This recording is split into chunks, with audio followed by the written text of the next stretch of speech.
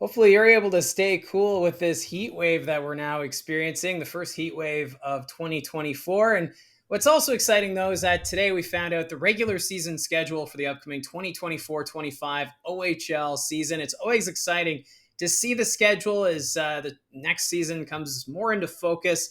For the Barrie Colts, they open the season at home on Saturday, September 28th against North Bay, but they open the regular season in Sudbury. That's on the 27th of September. I might have to try and make it up there. I haven't been to a game in Sudbury in the last couple of years, and now with the new arena plans, I think it's well overdue to make a trip to Sudbury. So I know we've got a ways to go until September 27th, but maybe I'll just pencil that in right now. And it is fitting, though, that we are talking about Sudbury because this is the continuation of our OHL team history series.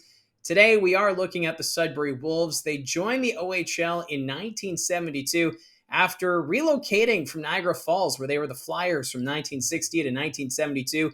And before that, they were the Barrie Flyers from 1945 to 1960. So those Flyers teams have a bit of history as well. So the Sudbury Wolves can really trace their lineage quite a ways.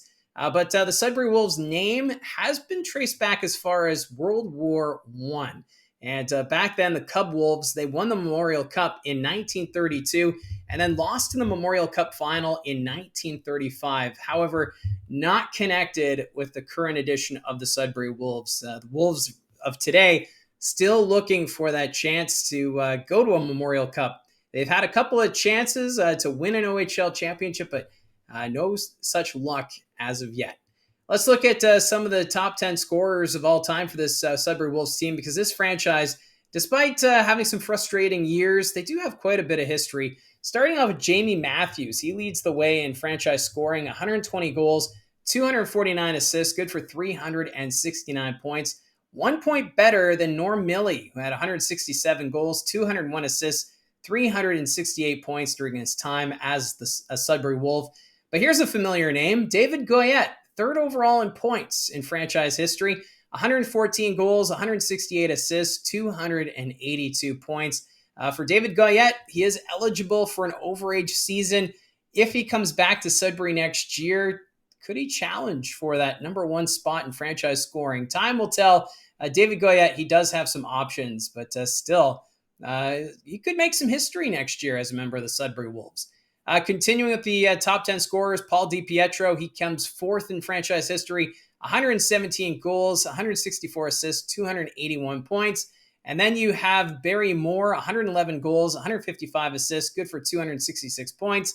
Terry Chitteroni, he's sixth. He was a fan favorite back in the day. He had 97 goals, 160 assists, good for 257 points during his time with the Sudbury Wolves. Jamie Rivers, he's seventh overall, 56 goals, 201 assists, good for 257 points. Then you have Derek McKenzie. He's eighth in franchise history with 95 goals, 158 points, 253 points, 158 assists. Getting a little tongue-tied here. Then in ninth overall, we have Jason Jaspers, 116 goals, 136 assists, 252 points.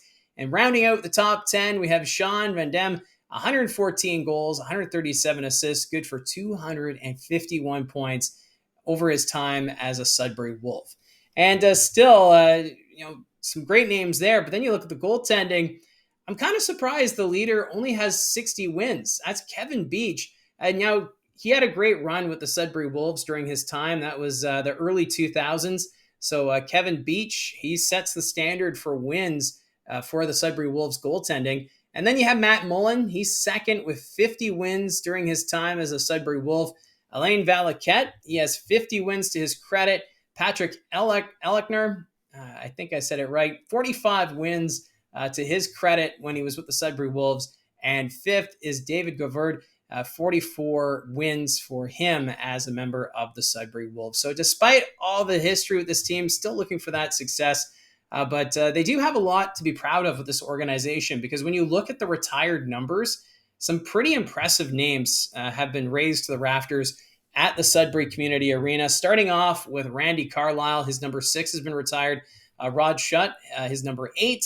Ron Duguay's number 10 has also been retired. Number 14, Mark Stahl. He was a key piece in that run in 2007 that we'll get to a little bit later. Dale Hunter, the head coach of the London Knights, his number 15 has been retired by the Sudbury Wolves. And Mike Foligno, Mr. Sudbury, he has had his number 17 retired, as the Foligno name very popular in Greater Sudbury. And I'm wondering if we're going to have Marcus Foligno have his number raised, and also Nick Foligno at some point. Get the three Folignos with their names up in the rafters at some point with the Sudbury Wolves organization. So when you look at the overall for this franchise, 93 players at the time of recording have played in the National Hockey League, which is still pretty impressive for this organization.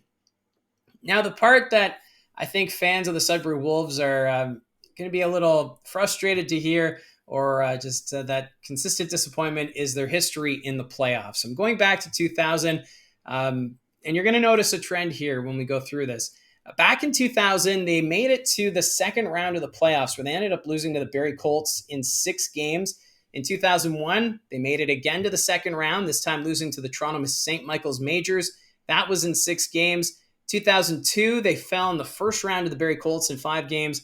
And then 2003, missed the playoffs. So no deep runs there to start the 2000s. But then in 2004, they got back into the playoffs, but lost in 7 games in the first round to Toronto.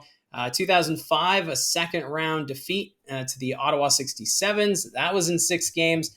2006, they got to the second round again, this time losing to Peterborough. That was in 6 games.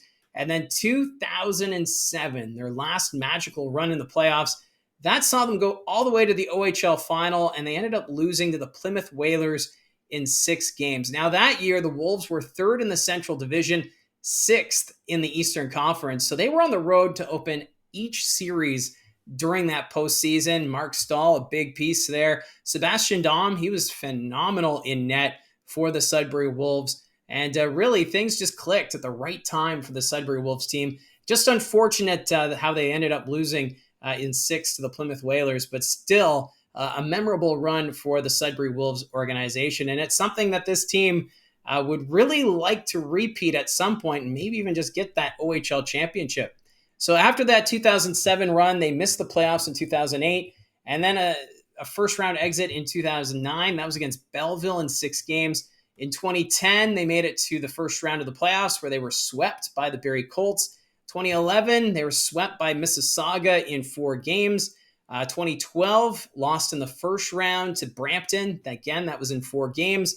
In 2013, they were swept by the Belleville Bulls in 4 games. And in 2014, a season that they brought in key pieces like Radek Faksa, they bought and wanted to go on a deep run, but things kind of fell apart in that final stretch, and they ended up losing in the first round to the Barrie Colts in 5 games. So again, no deep runs in the playoffs.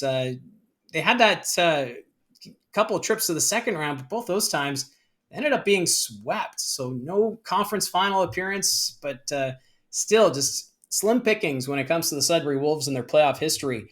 After that, they missed the playoffs in 2015 and 2016. They returned to the playoffs in 2017, lost in the first round to the Oshawa Generals. 2018, missed the playoffs again, so just 1 playoff appearance in a 4-year span. 2019, though, lost in the second round to Ottawa in 4 games. But 2020, that was a year that they had Quinton Byfield and Ukko-Pekka Luukkonen. They were a very solid group. They ended up winning the Central Division, but because of COVID, those playoffs were canceled. So that's a what-if season for the Sudbury Wolves team, as they had the potential, I think, to go on a deep run that season. But still, it's got to be hard when you see your team building, because the OHL is all about cycles. So you get to that point where you're ready to go on a deep run, be competitive, and then some sort of unforeseen circumstance comes up where the season gets wiped out, or maybe injuries, or just the chemistry doesn't gel, and the team does not meet those expectations. So then when the playoffs resumed in 2022, the Sudbury Wolves were not there. In 2023, they lost in the first round to Peterborough in 4 games. And then this last season, 2024, they went all the way to the second round, but lost to North Bay in 4 games in what was another what-if season, because this team was the favorite to win the Eastern Conference all year long. They had an amazing offense. The talent was there, but just the defense, maybe the goaltending, maybe it's the systems, it just wasn't clicking. And again, another season where you thought this team would go on a run, maybe bring a championship up to Sudbury. I think something that this organization hasn't experienced yet, but just not able to pull it off. So this team, they have had their ups and downs, primarily downs with the missed playoffs. But I feel like this team, with the new arena that's supposed to be built by 2028, they can kind of look at it as a new era, some optimism, a fresh start. Hopefully, that's the direction that they'll take.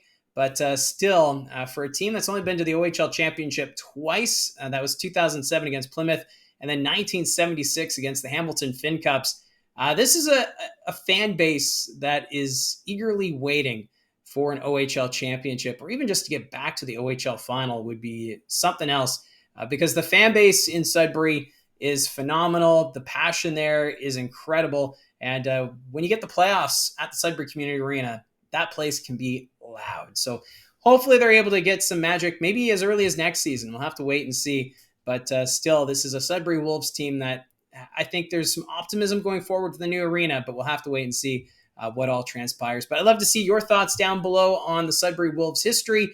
And if you've made it this far in the video, why not hit like and subscribe as we continue to go through the OHL team histories as we continue through this offseason. Thanks again for tuning in. Talk to you again soon.